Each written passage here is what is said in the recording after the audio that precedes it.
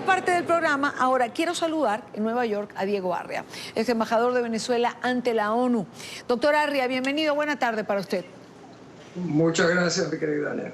No, gracias a usted por estar con nosotros. Yo quiero un comentario suyo inicial, porque quiero ver también las reacciones que hay en Venezuela en torno a lo que está ocurriendo en la OEA y seguir comentándolas con usted. Pero antes de ir con nuestro corresponsal, con Oliver Fernández, quiero su impresión de entrada de lo que está ocurriendo en la Organización de Estados Americanos. Aún cuando no ocurrió la votación, no cabe la menor duda, Daniel, de que ya Venezuela ha sido sancionada. El nivel de las acusaciones, denuncias, condenas de los principales países de América Latina no puede haber sido más claro. Yo creo que sí están los votos, pero de hecho ya el régimen venezolano está sancionado. Le invito a que veamos juntos lo que ha ocurrido hoy en la Asamblea Nacional en Venezuela, donde esperan que la Organización de Estados Americanos desconozca estas elecciones presidenciales del 20 de mayo y de alguna forma castigue a quienes han violado los derechos fundamentales de los ciudadanos. Consideran que una eventual salida de Venezuela de la organización marcaría un precedente histórico en la nación suramericana. Oliver Fernández tiene información. Los parlamentarios aseguran que la Organización de Estados Americanos está clara que deben desconocer no solo los comicios del 20 de mayo, sino también condenar los crímenes de lesa humanidad que incluye a los presos políticos y a los asesinados por ejercer el derecho a la protesta. Hay manera de hacer justicia, que no nos sintamos indefensos, que hay mecanismos internacionales a través de los cuales los delitos que aquí se están cometiendo van a pagarse y la Asamblea tiene el deber de contribuir haciendo todo lo posible porque los responsables de esos delitos paguen por ello. Que se pueda desconocer desde la Organización de Estados Americanos la farsa del 20 de mayo es un paso enorme en términos de lo que ha sido la historia, al menos de los últimos 2 años, del seno de la Organización de Estados Americanos. El informe, elaborado por un panel de expertos independientes, abre el camino y pone en evidencia que la lucha ha visibilizado el carácter criminal del gobierno de Maduro. Pero en este momento este régimen ya no tiene excusa y la comunidad internacional tiene en sus manos un argumento fundamental. Estamos en presencia de crímenes cometidos de lesa humanidad. La Asamblea Nacional Venezolana recibió a los excarcelados el pasado fin de semana, a Daniel Ceballos, al diputado Gilbert Caro, a Raúl Emilio Baduel, a Alexander Tirado, y 2 años después pudo juramentarse el diputado Renzo Prieto, que recordemos resultó electo estando en prisión.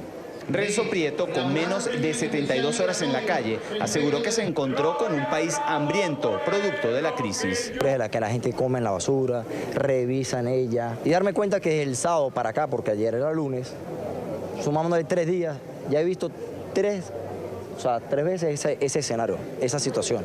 Entonces me entristece ver el país en la situación en que está. Mientras tanto, Gilbert Caro volvió al hemiciclo y se encargó de bajar este pendón que graficaba los 508 días que estuvo en prisión. ¿Qué clase de libertad es esa que mantiene a los excarcelados presentándose en un tribunal? La libertad debe ser plena, no es delito pensar distinto. Son palabras del diputado Juan Pablo Guanipa. Se les prohíbe declarar ante medios de comunicación, se les prohíbe hablar a través de redes sociales.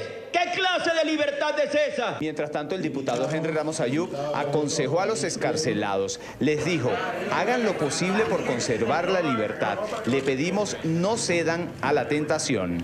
Mira, Daniel, para mí vale todo. Todo. Que tú hayas salido de ese pudridero en el que te metieron infamemente, para que te reencontraras con tu mujer y tus niños, ¿vale? Y tu familia. ¿Quién puede juzgar eso? En las próximas horas se esperan nuevas excarcelaciones de presos políticos. En Caracas, soy Oliver Fernández, NTN 24. Retomo nuestra conversación con el embajador Diego Arria. Y voy a empezar por lo de los presos políticos. Tenemos un temario amplio antes de regresar a lo que está ocurriendo en la OEA.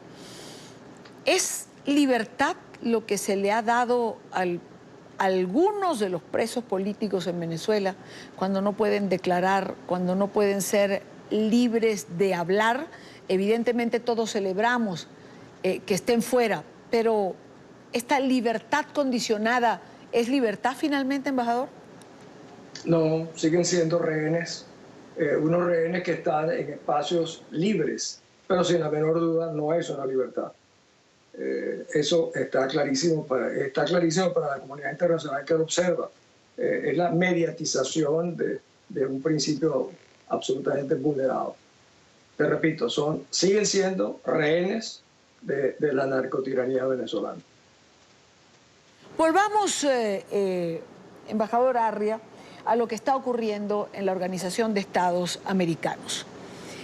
Usted decía que ya es suficiente sanción lo que hemos escuchado. Realmente ayer el pronunciamiento de varios de los embajadores, de los representantes que escuchamos referirse a Venezuela, hay quien dice que era una clase magistral de diplomacia ante el embajador Arreaza, el representante de Venezuela.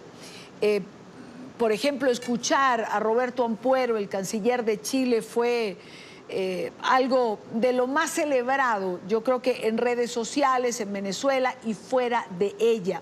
Exponer a Venezuela de esta manera ya dice cuánto ha perdido Maduro, el gobierno, los representantes y ese país revolucionario que pretende perpetuar la revolución bolivariana. Yo creo que la intervención de Roberto Ampuero, a quien yo aprecio personalmente y admiro mucho, es para mí la intervención más importante de un representante ante la Asamblea que se ha dicho en la OEA. Más firme, más claro, incluso se apartó completamente de su discurso.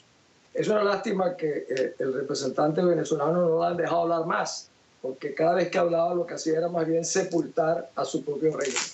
Te digo una cosa, Idania, el desconocer la farsa electoral celebrada el 20 de mayo tiene implicaciones muy trascendentes.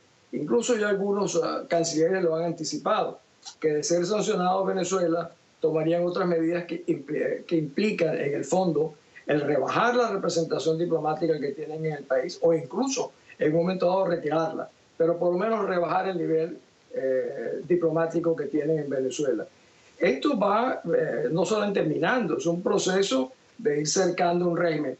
Yo no creo que, a pesar de las intervenciones del representante venezolano, lo que está sucediendo hoy, ayer y hoy lo vea, es de una gravedad enorme para ese régimen que están los representantes están certificando que realmente es una dictadura y que hubo una farsa electoral. Sí tiene gran importancia.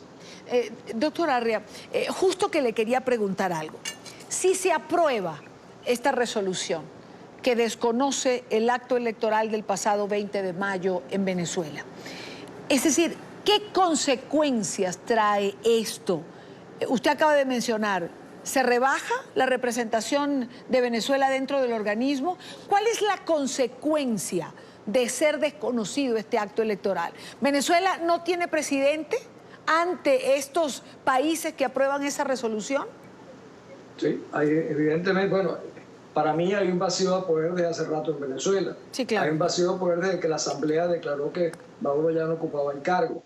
Después, cuando el Tribunal Supremo de Justicia comenzó a procesar penalmente a Maduro por corrupción, significa que hay un vacío de poder.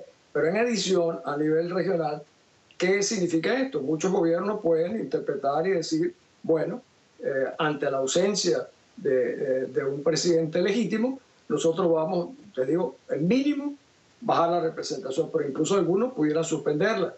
Hoy, Dania, podría surgir lo que algunos de nosotros hemos venido avanzando, que sea la creación de un gobierno de emergencia nacional que pueda en algunas instancias ser reconocido su consejo de gobierno, y es una vía para que entonces darle un piso a la comunidad internacional para que haya alguna relación con Venezuela, con la Venezuela democrática.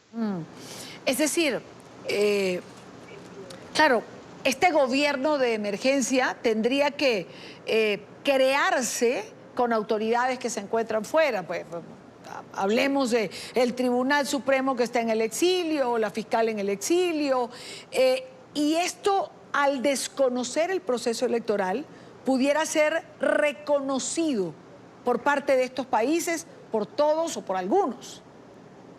Bueno, fíjate, eso presenta una oportunidad extraordinaria de coherencia política de los países que están justamente condenando a Venezuela y de que no habría un vacío absoluto porque habría un gobierno de emergencia nacional.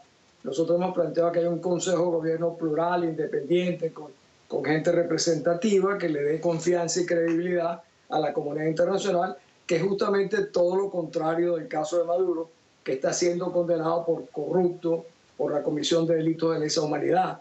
Por cierto, Idania, el acto del informe de los expertos sobre las violaciones en Venezuela y delitos de lesa humanidad es para mí la carta más importante que los demócratas venezolanos tenemos hoy en día para realmente poder condenar no solo al régimen en La Haya, sino realmente para que hayan acciones mucho más fuertes que obliguen incluso a los seguidores de Maduro y a las Fuerzas Armadas a reevaluar y a recapacitar la posición que están tomando.